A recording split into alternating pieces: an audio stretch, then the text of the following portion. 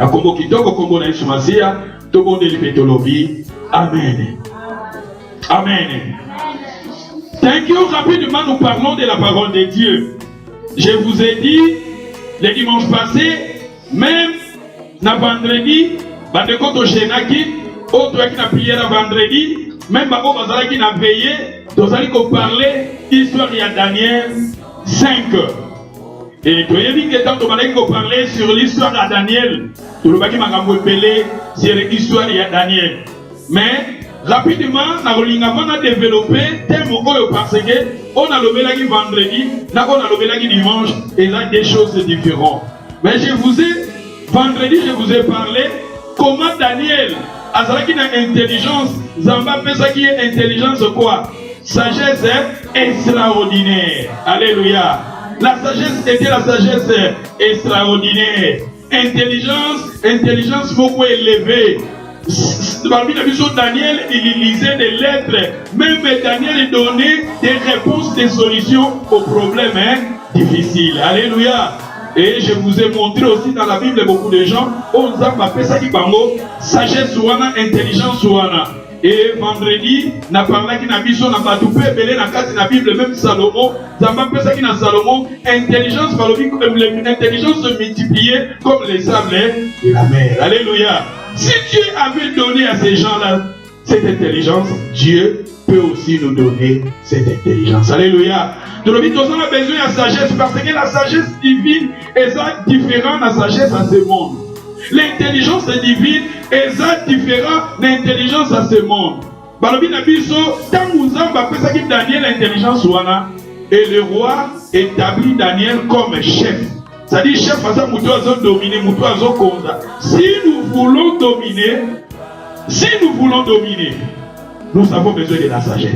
Dominer dans ma circonstance, dominer dans ma tempête, dominer dans ma obstacle, nous avons besoin de cette sagesse divine, nous avons besoin de cette intelligence divine. Je vous ai dit, souvent nous avons des problèmes, nous avons des difficultés, nous sommes incapables de donner ma solution parce que nous manquons quelque part cette sagesse et cette intelligence. C'est pour cela que c'est très important d'avoir cette intelligence et ça bien cause l'intelligence ou la sagesse ou ceux qui ont la sagesse oyo nani azalaki nango barbi azalaki na sagesse et azalaki quoi la lumière. Daniel en lui il avait la lumière et puis le binabiso na Daniel 1 bazoloba Daniel intelligence n'est azalaki plus de 10 fois que ba magicien a période là. Même quand on parle d'intelligence, il y a Salomon. Balobi intelligence, il y a Salomon. Et les kaki intelligence, il y a plutôt, il y a dans la période, il y a Salomon. Même intelligence, il y avait Égyptien. Parce que tout le monde qui a vu sur Égypte, dans la période où on a, et ça a dit les États-Unis, l'intelligence collègue américain. C'est-à-dire, parmi la chose Salomon, à ça l'intelligence où on a. Tout ce que Dieu avait donné à ces gens-là, cette intelligence. Dieu pouvait aussi te donner cela. Tu as besoin d'intelligence pour te gérer. Dans Daniel, plutôt dans Salomon, à Saint-Nizambé, donne-moi la sagesse divine pour bien conduire ton peuple. Ah, Zambalobi, moi je pensais que tu pouvais même demander la mort de tes ennemis, mais yo senginga sagesse pour la kokamba. Zambalobi, après ça qui Salomon, sagesse moko. Comme les sables de la mer, et la Bible nous dit, après ça qui est richesse, après ça qui est gloire, après ça qui est makamobele, pour nous dire, nous avons que sagesse soit sengaki, et ça qui pourra kamba. Nous avons besoin de sagesse ensemble, pour tout kamba mabota na biso. Nous avons besoin de sagesse ensemble, pour tout kamba foyer na biso. Nous avons besoin de sagesse ensemble, pour tout kamba foyer na biso, parce que nous avons quelque part des difficultés, des problèmes, mais avec la sagesse divine, nous sommes capables de résoudre cela. Alléluia. Et dans l'accès Batou, n'a veillé, même Nathan à Moïse, Zambé, il avait donné, n'a pas tout ça, c'est pas moi intelligence, il y a quoi, pour inventer les choses. Batou ça là, même pour construire une idée, Zambé, ça n'a pas Moïse, mais Dieu donné aussi à d'autres personnes. Même pour la Rosa de l'Anzam, même pour la beauté, même pour la servir Dieu, même pour la voyemba, nous avons besoin de la sagesse divine. Je vous ai dit, c'est des atomes. Balobi, c'est le même esprit Mais les diversités des dons, c'est le même esprit. Il a donné à l'autre la parole de sagesse, la parole de connaissance, les dons des miracles. Tout ça, ce sont des dons que Dieu avait donnés à d'autres personnes. Et si Dieu avait donné cela à d'autres personnes, Dieu peut aussi nous donner. Nous avons besoin de cette sagesse pour bien diriger nos familles, pour bien gérer. Et à travers la sagesse divine, quand il y aura des problèmes difficiles, nous serions capables de résoudre cela. Alléluia. Il y a un matin, il y a un différent. Oh, on a quelqu'un vendredi. Puis vendredi, nous allons continuer comme enseignement sur la sagesse extraordinaire. Zamba peut s'amuser cette sagesse-là. Nous allons Zamba peut s'amuser la sagesse. Zamba peut s'amuser l'intelligence. Frère Patrice Ayemba, être intelligent. Oh, alléluia. Dans l'accès de la Bible, Daniel, oh non, ces gens, nous la science, connaissance, il y a la langue, tout ça. Oh, source à sagesse. Après ça, il n'y a pas Joseph. Après ça, même Josué. Et dans la Bible, le même esprit, l'esprit, et Zambé, on a sali batouana don. Tozana besoin de sagesse wana, na mokilio yo, poto tambola mala, poto sala makamba mala, poto tambola elonga, nous avons besoin de cette sagesse-là divine. Alléluia. Wana, tukine mupanzi, tozoni siko na gola tegi dimanche. Papa, nous parlons de la vision d'un roi Bethséchar. Et c'était roi. La Bible nous dit quand il était roi, à Salisi Feti. Et dans Feti Naye, il a invité Bagran. Il a invité des grands, il a invité ses concubines, il a invité ses femmes. La Bible nous dit au moment où, Basako fêtait, Basako célébrait, tout à coup, fête des Zaki Malam, fête des Zaki Kitok. Et la Bible nous dit, roi accueilli qu'au soit les vases qui étaient des vases sacrés. Des vases, parce que dans l'histoire, roi Bethséchar, papa n'a pas Nabucodonosor. Papa n'a pas été roi, a été copié dans Jérusalem, tant qu'il va piller Jérusalem, na kati ya temple à Jérusalem, la joie qui va vase. Au monde de célébrer la Sainte-Seine, et peut-être ça, où ils ont sauté. Sur peut-être les Zambé, des églises, les Alaga, des Tibakolo églises. Bango comme on a quelque part, basa na room na bango, bache ba biloko na bango ko église eza na kati ya room wana. Ndeti biso lelo Sainte-Seine, ba biloko nyonso ya Sainte-Seine, tokokenda ngo na ndako te, tokendaka nango na ndako po sala eza ya biso te. Mais soki sala ezalaki ya biso, quelque part, biloko wana eza sacré, tokotia yango quelque part pour l'église. Même ba micro, même biloko nyonso, ba outil o nyonso, ce sont des choses consacrées. Ogo ça va dire que ndeti biloko boye tout ça ici, faites à mon kili, avec tout ce que l'église, utilisant la fête à mon non. Beaucoup qu'on mélange. Il y a même pas colossal. Bakoma qui kobo, il y a ma fête, moko, soi-disant, peut-être pour comprendre, ma fête, moko, monnaie, et ça, on a temple l'église. Parce que le temple, les gens en Zambé, et si il y a Zambé.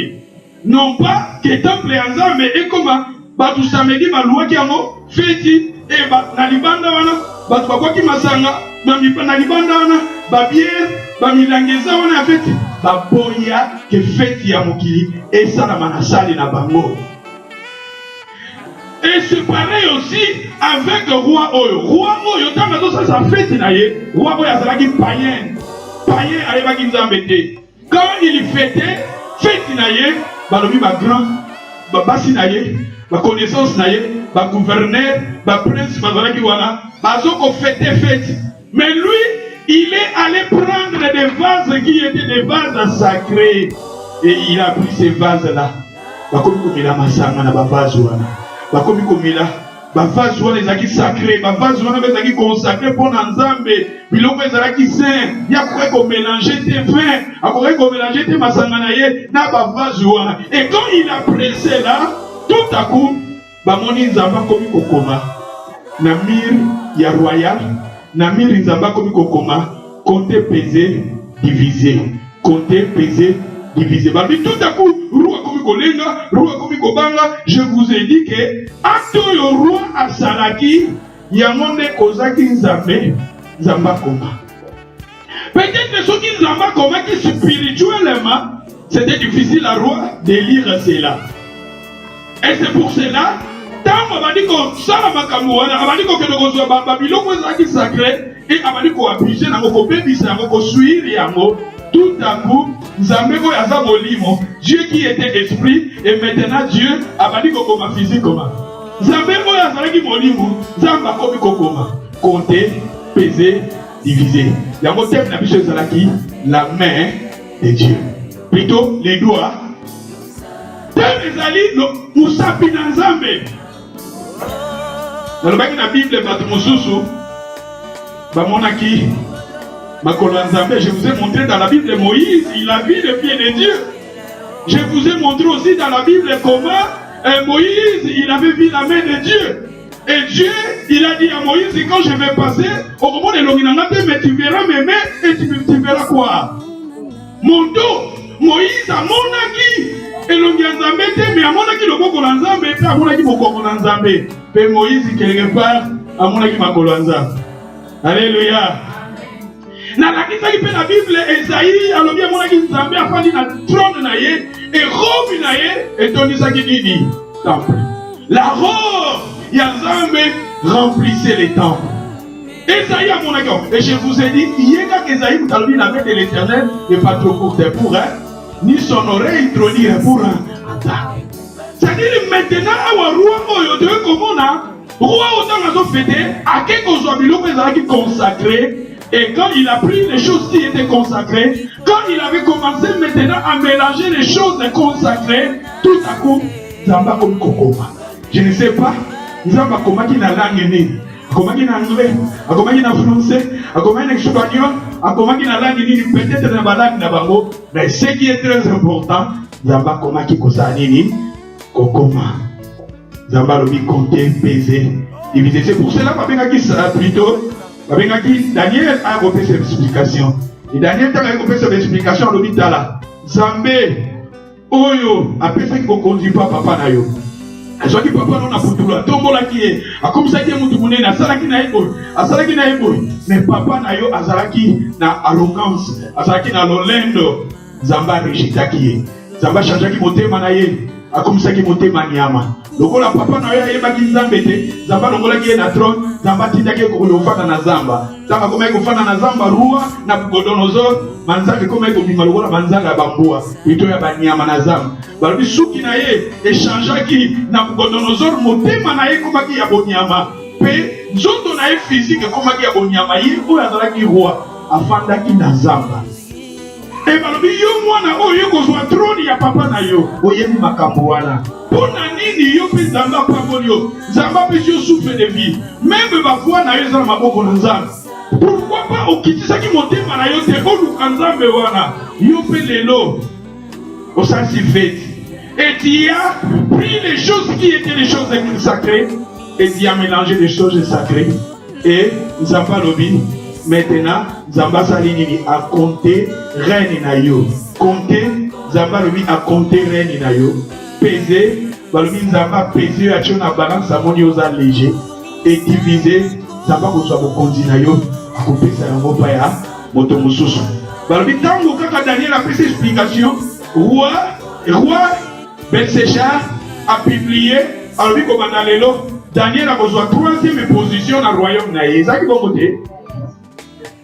Et tout à coup, cette nuit-là, le roi, il était tué. Et le roi Moussoussou a vu qu'on soit c'est-à-dire que Daniel a lobaki et Kokisamaki. Tolobaki n'engeni, tolobitala, ba acte. D'abord, avant qu'il n'ait pas cette explication, Daniel et Koloba, Dieu a jugé. Je vous ai dit, comment Daniel et Nikoloba, Dieu a jugé. Mais tandis que, rend le Saint-Esprit, quand le Saint-Esprit viendra, le Saint-Esprit congrégera le monde, jugera le monde à ce qui concerne le péché. C'est-à-dire le Saint-Esprit est là, dans nos vies pour nous convaincre à ce qui est du péché. Le Saint-Esprit est là pour nous révéler des choses cachées. Le Saint-Esprit est là pour nous enseigner. Je vous ai dit aussi, aujourd'hui, quand je me lève ici pour parler de la part de Dieu, ce n'est pas moi qui parle, c'est Daniel qui parle à moi. Aujourd'hui, quand je me lève pour parler, ce n'est pas Serge qui parle, c'est le Saint-Esprit qui est Daniel. Parce qu'on avait promis à Daniel la 3e position dans le royaume. Tandis que le Saint-Esprit aussi, dans le royaume de Dieu, le Saint-Esprit occupe la 3e position dans le royaume de Dieu. C'est-à-dire Daniel est l'image du Saint-Esprit. Aujourd'hui aussi, je vous ai dit aussi, moi je suis, non pas Serge, je suis Daniel. À moi c'est Daniel, c'est le Saint-Esprit qui parle maintenant aux enfants de Dieu. Je vous ai dit, de Mozawana, je ne sais pas. Peut-être toi aussi, tu es comme Bethsécha. N'évitez, tu es Bethsécha. N'évitez parce que le mot Bethsécha veut dire celui qui veut sauver sa vie. Mais regardez Bethsécha, Dieu lui avait béni, Dieu lui avait élevé. Son cœur est jusqu'à présent. Mais Bethsécha, il était incrédule. Il a organisé cette fête. Il fallait la fête avant de recourir ensemble. Il fallait la fête avant de retourner ensemble.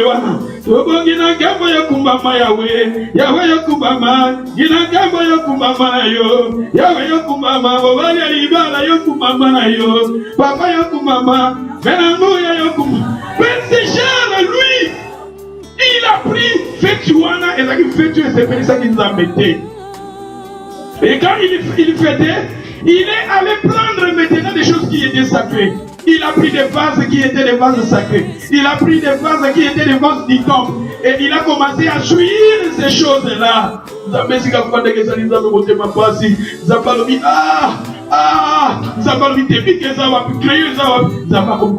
Je vous ai dit aussi,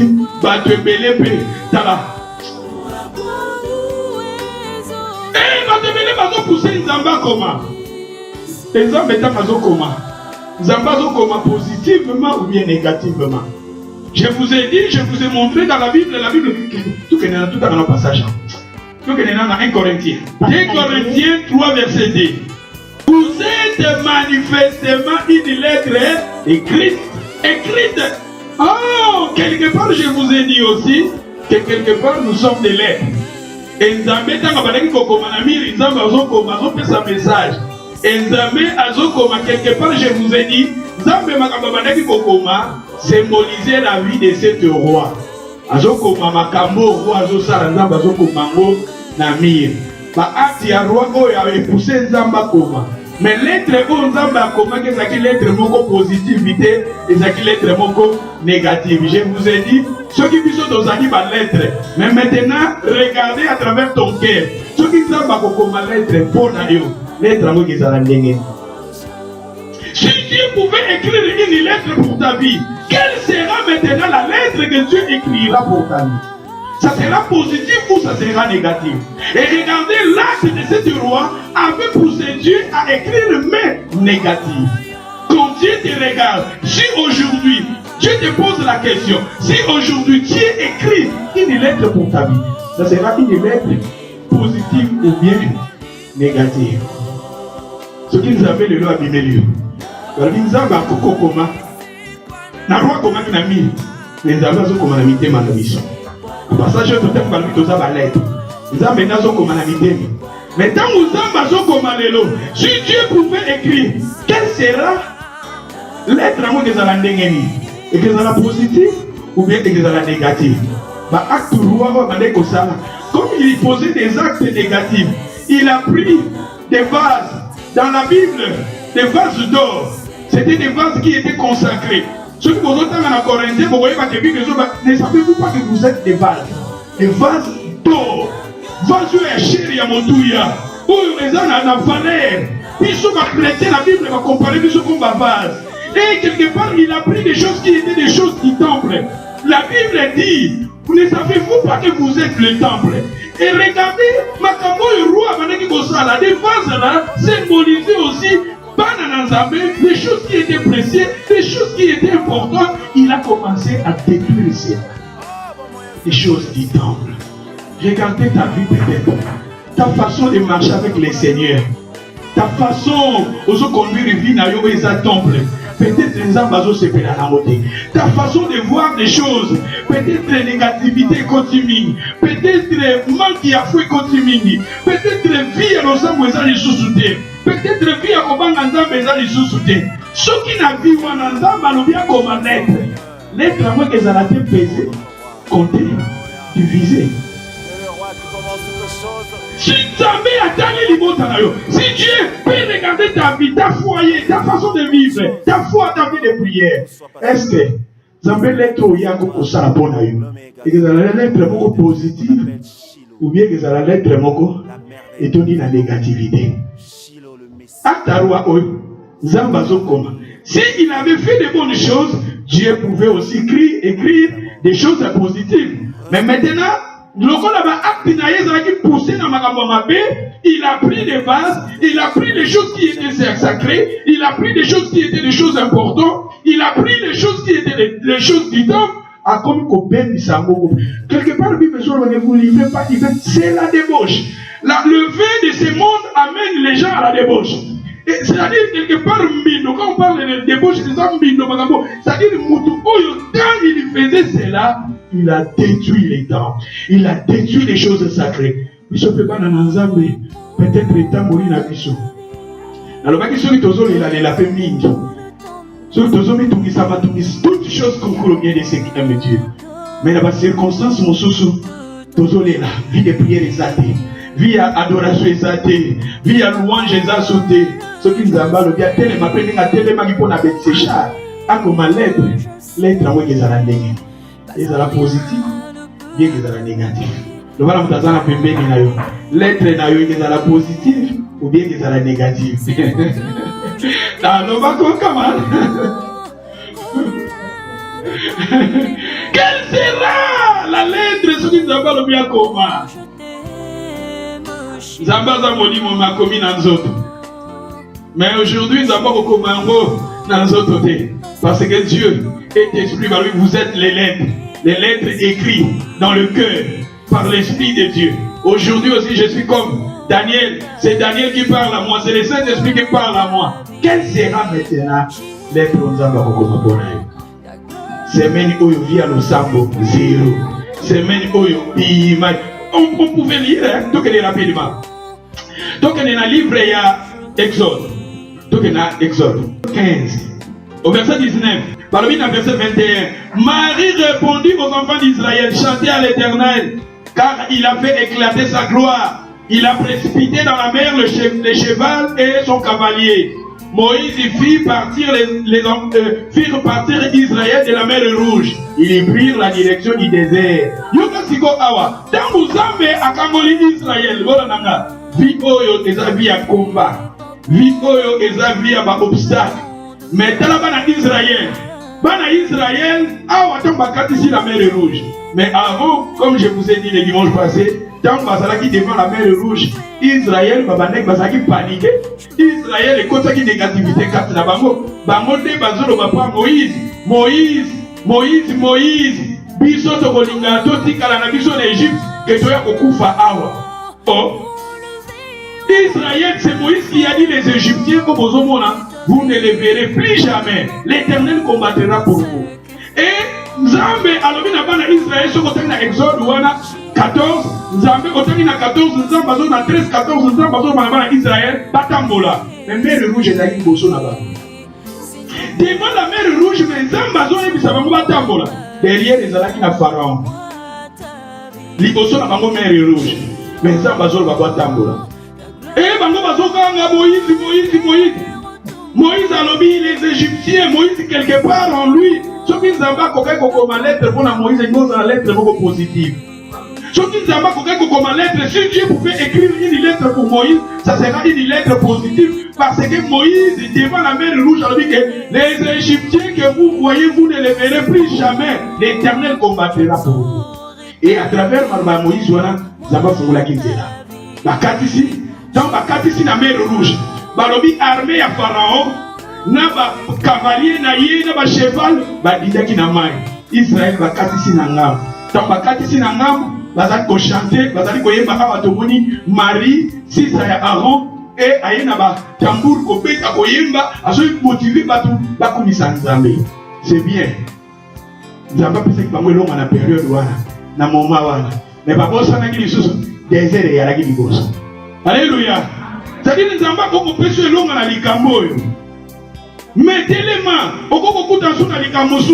persévérer, ça la foi, parce que tant que tu vas vivre dans mon kilio, et que ça il y aura toujours des problèmes, il y aura toujours des obstacles. Mais mon toit en Nzambe, mon toit en foi, à persévérer, tandis que le problème n'est pas obstacle que vous avez besoin à continuer. Alléluia.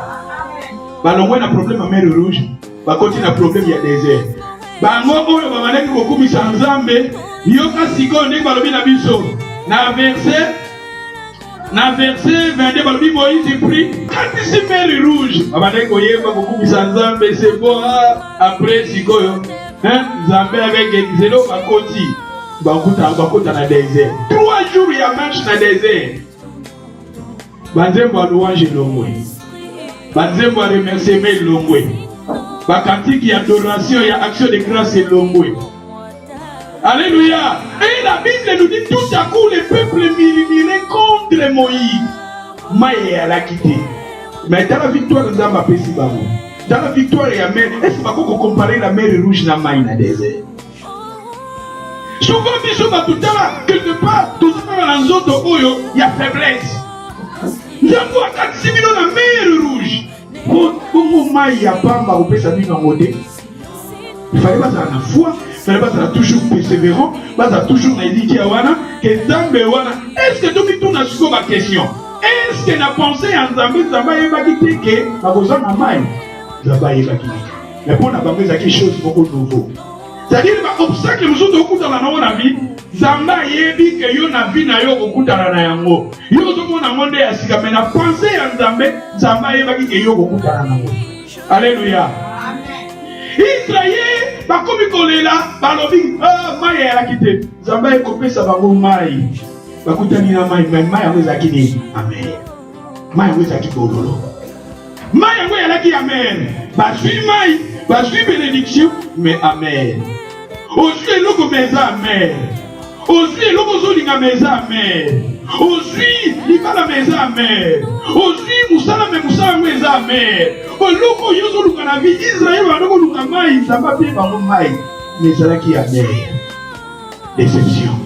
Toma meribo Alléluia. Nana kasepe nande kwa kusunganga. Alléluia. Nana kasepe na ser na ngako ya kusunganga.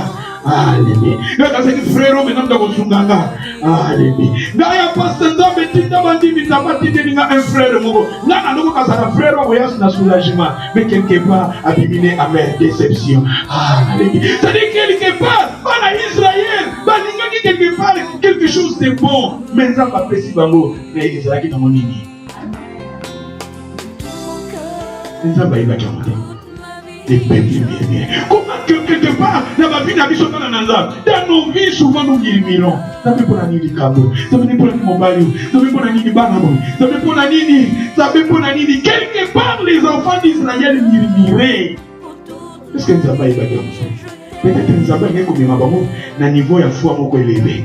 Dans la makamso zo kana foi na vie na yo, Dieu alingi yo mata na foi. Nzambe alingi yo mata, malingi yo kola.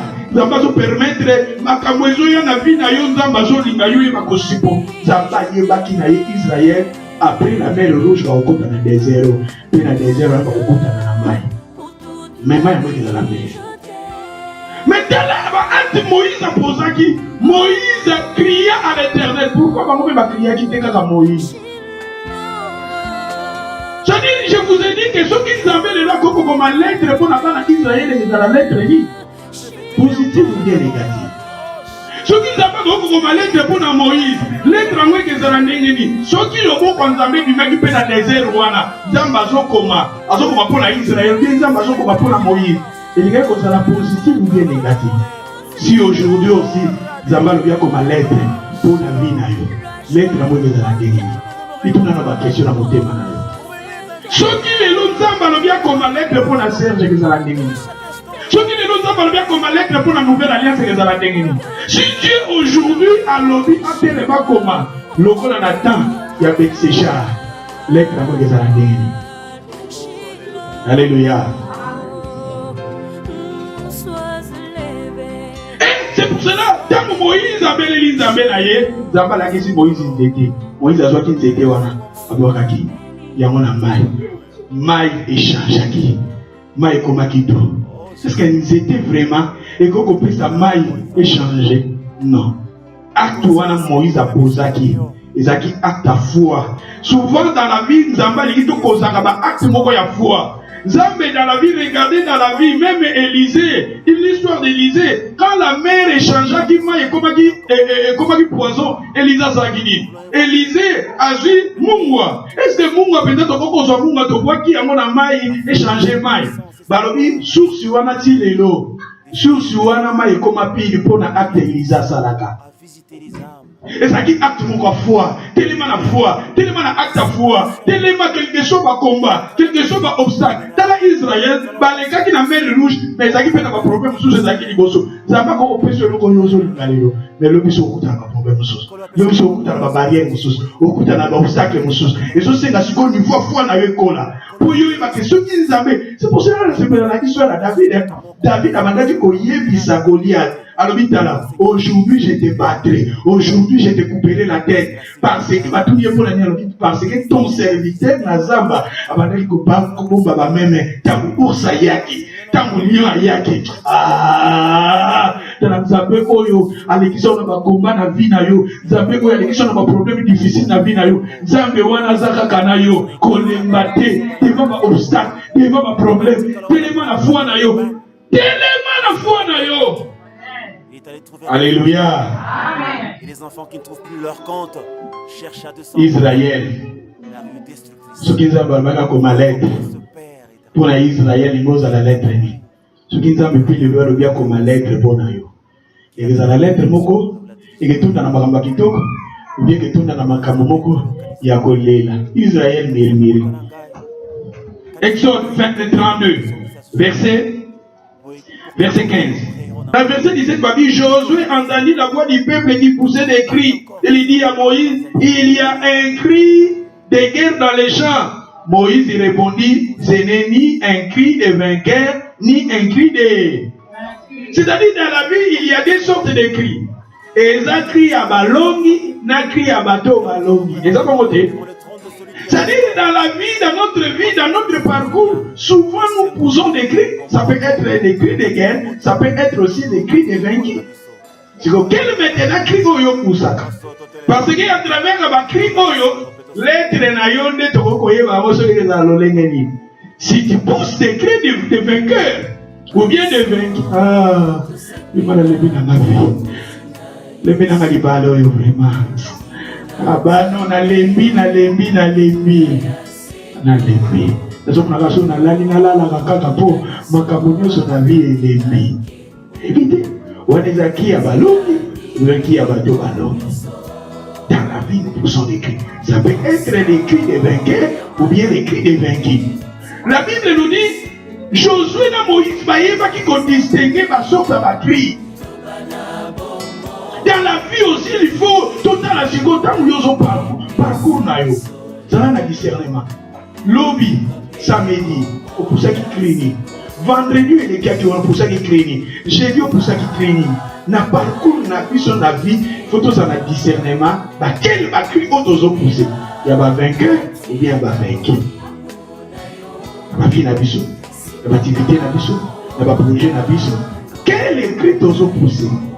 Alors Moïse, na Josué, bazaki na discernement à Koyema. Moïse a dit on a zoyoka. Les acris, il y a bateau balongité. Les acris, il y a bateau yo balongité. Bien le vainqueur ou bien le vaincu. Mais c'est que j'entends la voix des gens. Baptiste Israël, bazoye melabango ekeko. Tala, ceux qui avaient à télémelaki roi oyo Betséchar, parce que roi oyo boyebi ke tango azwaki les vases et babadi ko mela ba vase ba vin. Qui adorer les dieux, les dieux, les dieux terrain, des d'or, tout ça, et tout à coup, il y a un peu ça qui nous a mécana. Et parler aussi là-bas en Israël. Zambé ou abimisi bango na Égypte. Zambé ou asali minene makambo ebele na bavi na bango. Bazalaki reconnaissant pas Nzambango te. Na lingina lobana ose. Souvent pe biso tokomaka na biso na ba acte ya Israël.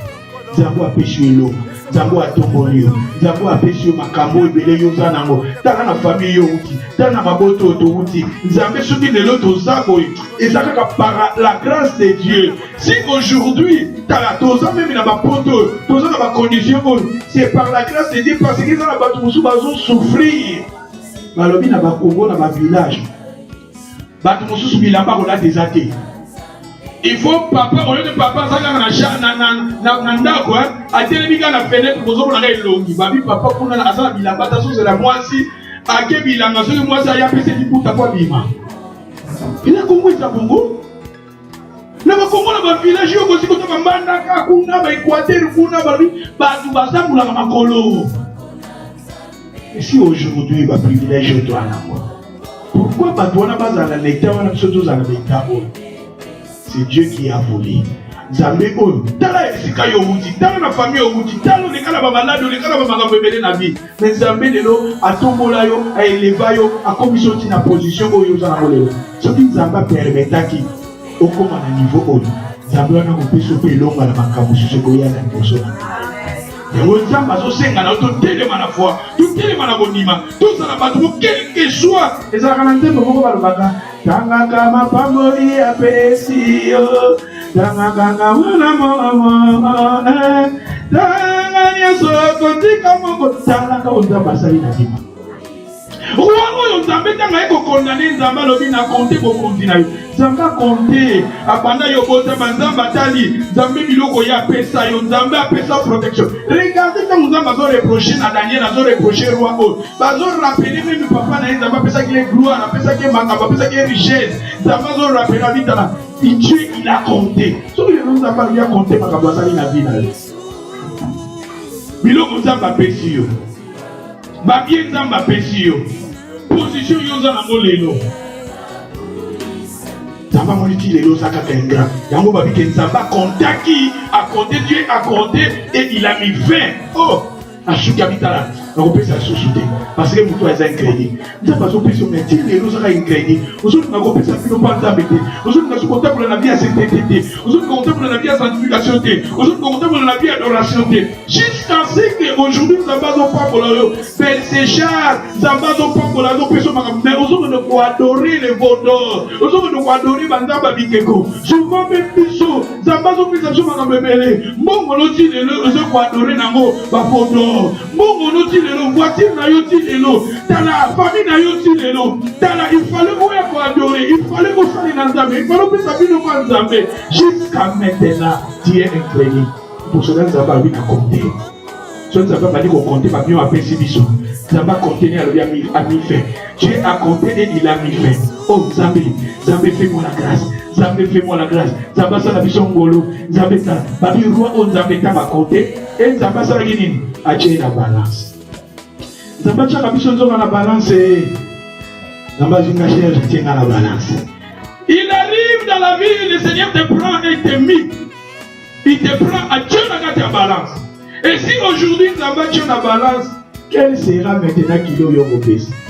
Sans fait, faut exalter, vie de prière exaltée, vie à coller là-bas. Il a mis, le Seigneur t'a pris et il t'a mis dans les balances et qui est nul et zéro. Et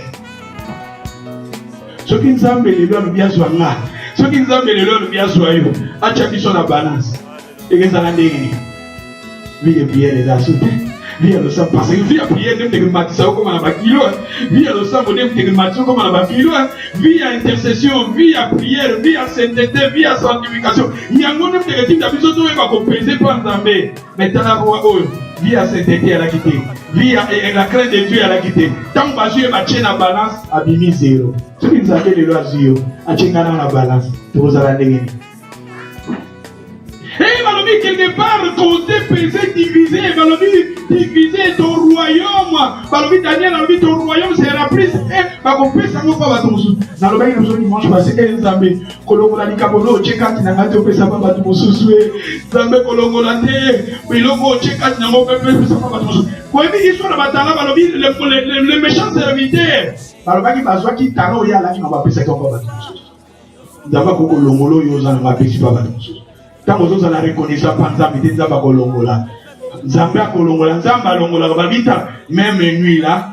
Roi na babomaki. C'est-à-dire place où il y a la Guinango, balongola qui on va faire ça qui on va battre mususu. Pour nani? Tu me poses ce comme question, ce qui roi ou la Guinango banganzam. Est-ce que Kambo est comme ça? Si ces rois marchaient dans la crainte de Dieu, marchaient dans la vie de prière, marchaient dans la vie de sainteté, Zamba kokai comme ça là acto. Ba acto il y a posaki, ba acto on tamba komaki lettre naï. Quel sera ce qui nous a mené là le bien soit piqué comme lettre? Lettre à moi qui est à la dengue. Alléluia.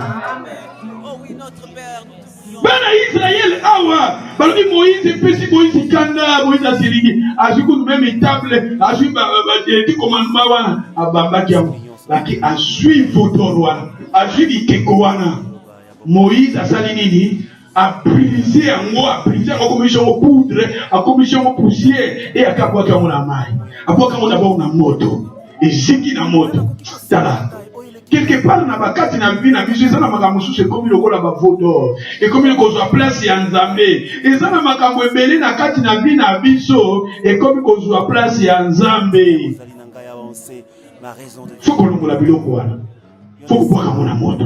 Moïse il a pris ces choses là. Moïse a joué makambo wana. Moïse a joué parce que makambo wana Bible dit que parmi les 10 commandements ko tchanza me musu kiboso na yote et ça na makambo ebele. Et ils ont place en Nzambe na babi na biso. Et Moïse, quand Moïse a pris ça. Et donc, on a touché la langage d'Aaron. Où le langage d'Aaron a verset 22. Aaron l'obéit. Aaron a verset Aaron a verset 22 à l'obéit. Bon, par contre, maintenant on a 21. Moïse dit à Aaron, si c'est toi-même que ce peuple est porté, ce peuple est porté. Ce peuple est porté. Mais c'était le peuple de Dieu. Regardez maintenant ta vie. Est-ce que tu es porté au mal ou bien tu es porté au bien? Moïse, avant de Moïse a vu papa,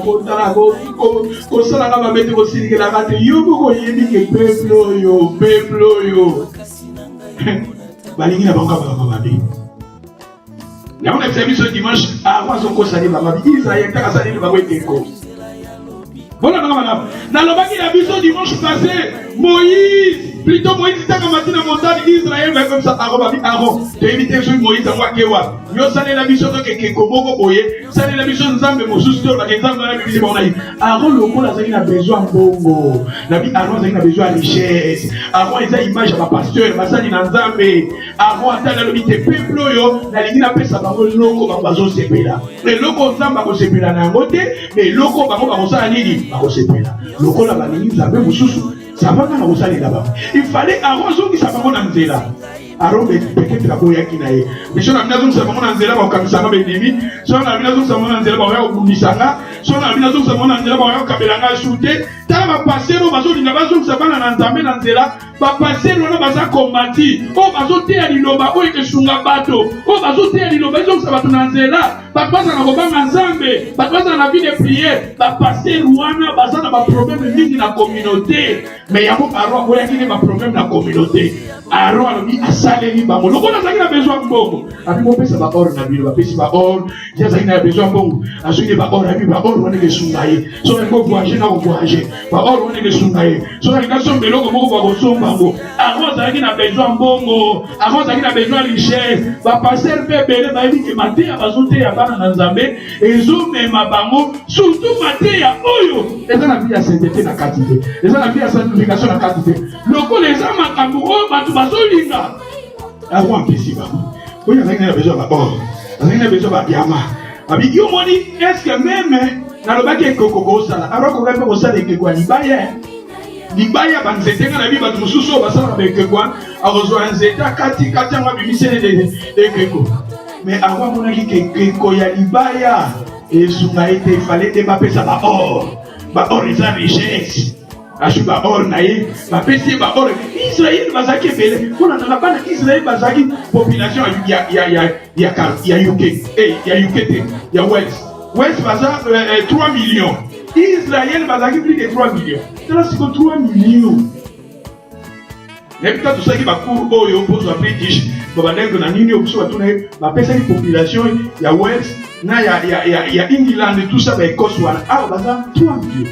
Dans cette population, il y a West, il y a Baza, le coup, la part d'Israël, bah Moïse sur la télé de la Moïse. Dans la pression, Moïse a zaki. Dans la pression, Moïse a dit aux animaux,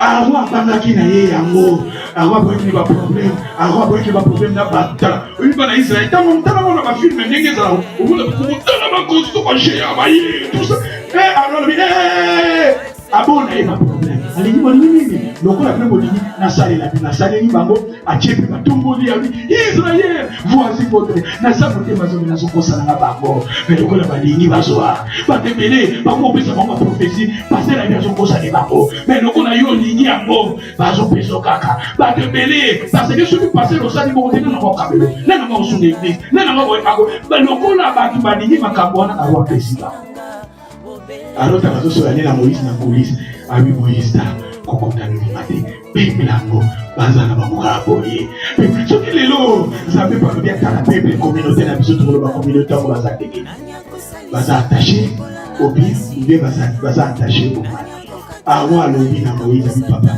na kokondana bato tissé que ce peuple balingi na bamuka bi alléluia. Il y a mon ami qui s'appelle le nom bien comme lettre pour Israël. Lettre à Moïse. Ce qui s'appelle bien comme lettre pour Nayo. Lettre à Moïse à la négative. C'est la positive. C'est la négative. Tout un passage dans la Bible. Matthieu, chapitre 16, verset 19. À travers ces passages, tu peux comprendre le Sikoyo. Makambo tozo sala na se avec ça m'appelle l'écolo. Bah acte tozo posé awa, tozo sala m'appelle l'écolo. Yo kabalobi. Je te donnerai les clés du royaume des cieux. Ce que tu lieras sur la terre sera lié dans les cieux. Si ce que tu lis, Ezali peut lier l'icolo. Ce que tu délies sur la terre, et automatiquement, Ezali délié peut l'icolo. C'est alors les actes que nous posons ici, sur cette terre. Ces actes-là poussent aussi Dieu dans le ciel à commander ma camoufle et comment ça la positive ou bien négative. Ce que tu lis sur la terre est lié en haut. C'est que au kangi na se kangami kolo, au fumuli na se fumuli liko. Pour l'ingin zamba, l'être au kakaba, acte au yozo posé na se, yamozo ti n'entendre l'être au yako komana likolo, et ça la lettre ya makamo yozo sala na se, yamoni roi oyo, ba pesaki, roi oyo, ba kontaki, roi oyo, ba divisaki. Nos actes que nous posons ici. Si aujourd'hui je vous dis, Zamba Tunio, si tu as monté Manoé le Baliboson en Zam, l'être aux Zam, mais bon, yo déjà yo sali comme ami du Kolo, ils allaient. Parce que déjà le parcours n'a pas eu tout le temps pour les lettres, déjà comme un mais les lettres n'a pas eu. Il va condamnation 4, il va aller la caca. Tandis que je vous ai dit, cette femme, moi la moitié va me qui devant Jésus, moi la moitié qui est condamné qui est. Moi, la moitié va lapider. Mais tandis que Jésus sur la terre, Jésus a comment qu'il a mérité. Parce qu'il a mis l'écriture et qu'il a là. Na miri même moule bêtier kokai kotikala. Même ba neige kweye kokai kotikala. Jésus a monaki pour la bana naïe, pour l'église naïe. La Bible nous dit, Jésus a aimé l'église. Il s'est livré pour lui-même. Jésus a mis paix sacré, a mis paix pour l'église naïe. C'est pour cela cette femme, donc va suivre. La femme a dit terre, va te bailler les besoins Jésus. Pourquoi bambaye mabanga? Bah la loi de Moïse et le bien d'habitude bataboya le lenga boto pour mabanga mabanga. Bah Jésus, Yesu Messie, yawa yaki pour la batona malade. Jésus-Christ a fait naître. Jésus a fait bali kokoma na mabele. Jésus a bali kokoma. Jésus a bali kokoma na mabele wana. Mais à travers la conversation de Jésus avec cette femme, tout ça qu'on découvrir penser à Jésus makambo akomaki. Tant que Jésus a dit bateau, oyo nano asala mabete ya bamba mwasi olibanga motaliboso. Tatouane nyonso kon, balobi conscience na bango bane ko reprocher ba. Bakoma ikokima, bakoma ikokende. Et la Bible nous dit Jésus tant a telemi, atomboli bisu na moni mwana mwasi azalaki ye moko. Jésus a lobi la femme, nani ko condamné. La femme a dit mon tout. Jésus a dit que la condamné. Jésus a dit va, ne pêche plus. Alléluia. Va ne pêche plus. C'est-à-dire Jésus dans le monde que Jésus-Christ a dit qu'on justifiait cette femme. Et quand nous venons à Jésus, tant que nous ne sommes pas Jésus, Jésus a soumouli miso. Réputation, où il est bébaki. Réputation, où il est gaspillé, où il est détruit. À travers Jésus, Jésus a son identité à Sika. Mais Jésus-Christ a ligné, vina biso yakala, tout le monde a un discours sous terre. Il y a un si quelqu'un est en Christ, il va devenir une nouvelle. Les choses anciennes sont. Jésus-Christ a le Bible. Moutou moko condamné au thé. Ngai pe nzambe na kela likolo na se na condamné au thé. Jésus-Christ tabana kokoma. La main de Dieu. Ceux qui nous appellent les lois le gars comme pour naïo. Tandis que Jésus il a payé. Ma condamnation il y a famille, il y a bateau. Jésus déjà a payé qui est encore. Jésus-Christ n'a pensé na yé. Jésus-Christ il a tout payé. C'est pour cela Jésus n'a pas quitté. Na parcours na biso na lobi na vie chrétienne. Nzambe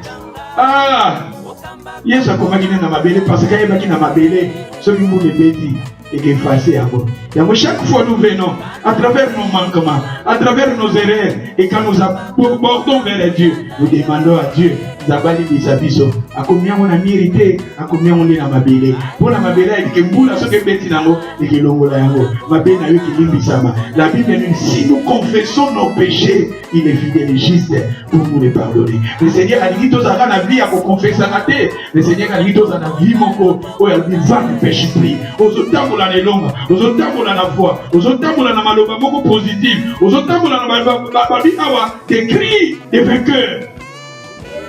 Alléluia. La foi, la Bible nous dit la foi. Ah si aujourd'hui ça va le bien comme ma lettre pour nangana yo. Lettre la bonne des aradégi, positive ou bien négative. La foi, c'est une démonstration des choses qu'on espère. Ça va dire aux en la foi, quel que soit le problème, quel que soit le combat aux en la foi. Parce qu'à travers la foi, il y a un mot dans la sabition sur la Bible. Donc, Jean chapitre 10, verset 24. Nous sommes dans la lettre de la Dégini. Dans la Thomas Awa, disciple à Jésus, apôtre Thomas. Il y a Thomas pas comment manger. Mais la vie sur Thomas, le Jésus a coupé, Jésus a ressuscité, il y a le binga vanga nandima. Bezangai pendant vous n'avez pas le bon qu'on il y a l'ingé Thomas. Il y a un moni lelo batwanga. Vous tous déjà dans Saint Thomas, c'est-à-dire il y a un crédit. Il y a bayani mafo ya mona. Ce qui a moni na yete la référence à Thomas beba pour na makamboyo. Pour y a l'inga qui a mona. Yoka Seigneur a le bineni. Continuez. 8 jours après, le disciple de Jésus était de nouveau dans la maison et Thomas se trouvait avec eux. Jésus vint, les portes étant fermées, se représenta au milieu d'eux et dit, la paix soit avec vous. Puis il dit à Thomas, avance ici ton doigt et regarde mes mains, avance aussi ta main et mets-la dans mon côté et ne sois pas incrédule. Ne sois pas incrédule. Ne sois pas incrédule. Après le binenini. Mais crois. Soukanuna nouana. C'est-à-dire, Seigneur, la yéba qui est parmi mes disciples, il était incrédule. Pour donner l'incrédulité à Thomas, et se manifesta qui dit namaloba na ye. Ce qui n'a pas na monité, ce qui n'a pas tchelo bokote, ce qui n'a pas simbi angote, batoka ba mona ba nina, ce batu su baloba bango ce qui ndengeni. Et ça nini? Ce qui ndengeni, ce qui si ah. Nga pena fonga na mona pena nga pena na si nzambalo bibote ya moni Jésus aye mwana mbali oyo na teye pendant 3 ans et demi pendant 3 ans Thomas a crédit ya moni Seigneur a dû intervenir pour y aller qui a mona souvent la vie nous voulons voir Ce qui est votre lui que dans la lettre, ce qui nous a pas compris comme la lettre, le gars comment il a fait Séchard pour la Thomas, lettre à moi je vous la donner. Positif ou bien négatif. Parce que le Seigneur a reproché, il ne soit pas incrédule, mais croit, Ndima. Il va continuer par le béni. Thomas lui répondit, mon Seigneur et mon Dieu. Jésus lui dit, parce que tu m'as vu, tu as cru. Oh, mon Dieu, c'est comme ce que Jésus a dit, il était à tout le monde, au monde d'Imanaïté. La vie à Thomas, il a été condimité. Anima qui pour mon acquis, alors mon Seigneur et mon Dieu, pour mon acquis. Et le Seigneur a le béni. Heureux ceux qui n'ont pas vu et qui ont cru. Jésus a fait encore, en présence de ses disciples, beaucoup d'autres miracles qui ne sont pas écrits dans ces livres. Mais ces choses ont été écrites afin que vous croyiez que Jésus est Christ, le Fils de Dieu, et qu'en croyant, vous ayez la vie en son nom. Thank you. Peut-être, par exemple, si on va parler de dimanche Jésus, dans la Thomas, il y a les gens qui ont mon. Il y a un qui nous a dit comme lettre pour la Thomas. Lettre à moi, il y a souvent, peu plus de gens ont besoin de tout le monde. Mais barbier, c'est mon amour, à mon idée, mais à Salinini. Tu mets tes kilos dans la zone.